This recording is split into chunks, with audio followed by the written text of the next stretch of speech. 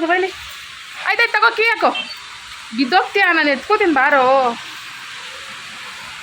ಅಪ್ಪ ತಂದೆ ನೀನು.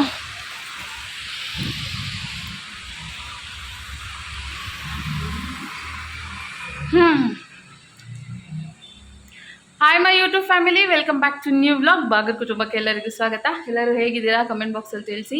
ಇವಾಗ ನಾನು ಮತ್ತು ಪಾಪು ಇಬ್ಬರೂ ಲಾಲ್ಬಾಗ್ ಹೋಗೋಣ ಅಂತ ಹೇಳ್ಬಿಟ್ಟು ರೆಡಿಯಾಗಿ ಹೊರಡ್ತಾ ಇದ್ದೀವಿ.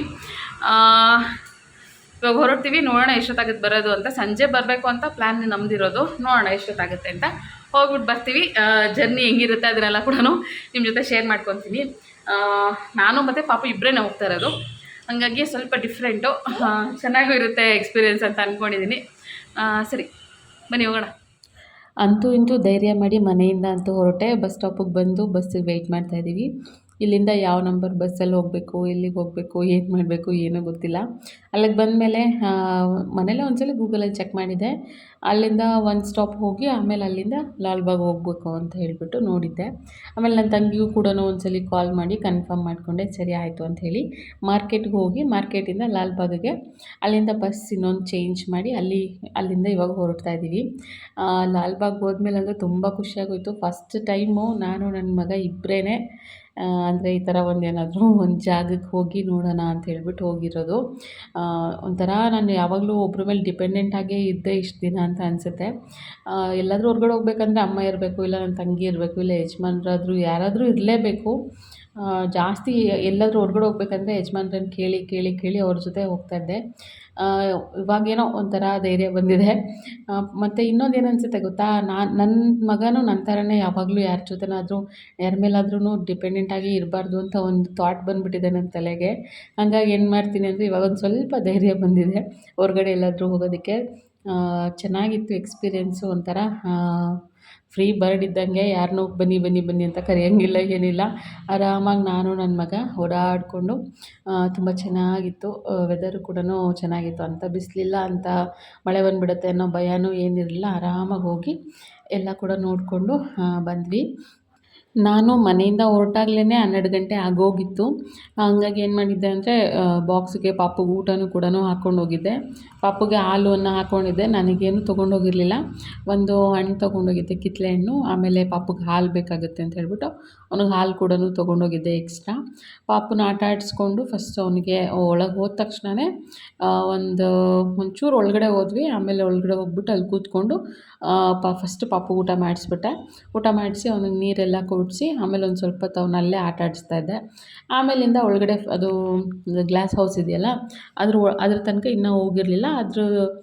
ಒಂದು ಸ್ವಲ್ಪ ಹಿಂದೆಯೇ ಅಲ್ಲೇ ಫಸ್ಟ್ ಕೂರಿಸ್ಕೊಂಡು ಅವನು ಊಟ ಎಲ್ಲ ಮಾಡಿಸಿ, ಮಕ್ಕಳಿರ್ಬೇಕಾದ್ರೆ ಅವರು ಹೊಟ್ಟೆ ಫುಲ್ಲಾಗಿದ್ದರೆ ಅವ್ರು ಆಟ ಆಡ್ಕೊಂಡು ಆರಾಮಾಗಿ ನೋಡ್ತಾರೆ ಅಂತ ಹೇಳ್ಬಿಟ್ಟು ಫಸ್ಟ್ ಅವ್ನಿಗೆ ತಿನ್ನಿಸ್ಬಿಡೋಣ ಅಂಥೇಳಿ ಅವ್ನಿಗೆ ಊಟ ಮಾಡಿಸ್ತಾ ಇದ್ದೀನಿ.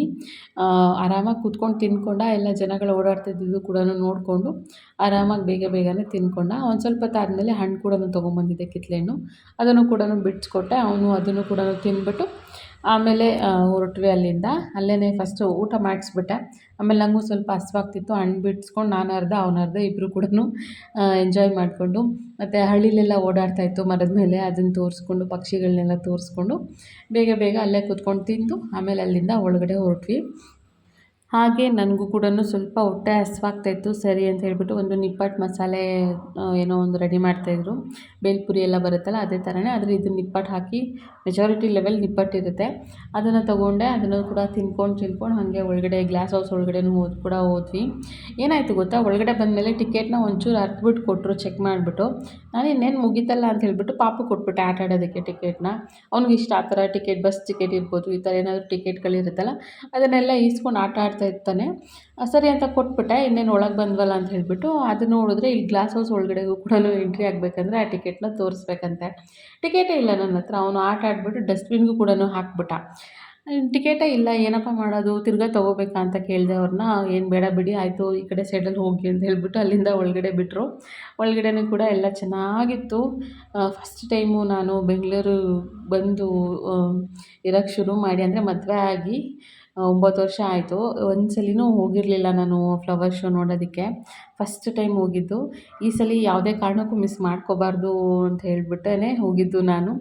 ಪಾಪು ನಾನು ಇಬ್ಬರು ಹೋಗಿ ತುಂಬ ಚೆನ್ನಾಗಿತ್ತು. ಆರಾಮಾಗಿ ನೋಡಿಕೊಂಡು ಅವನಂತೂ ಎಲ್ಲ ಅದು ಪಿಕ್ಚರ್ಗಳು ಹಾಕಿರ್ತಾರಲ್ಲ ಅದನ್ನೆಲ್ಲ ಕೂಡ ಹೋಗಿ ಮುಟ್ಕೊಂಡು ಅಮ್ಮ ಇದು ಅದು ಅಂತ ಹೇಳ್ಬಿಟ್ಟು ಎಲ್ಲ ತೋರಿಸ್ತಾ ಇದ್ದ. ತುಂಬ ಚೆನ್ನಾಗಿತ್ತು. ಒಂದಷ್ಟು ವೆರೈಟಿ ಹೂವುಗಳನ್ನೆಲ್ಲ ಕೂಡ ಒಂದೇ ಕಡೆ ನೋಡಿದ್ವಿ.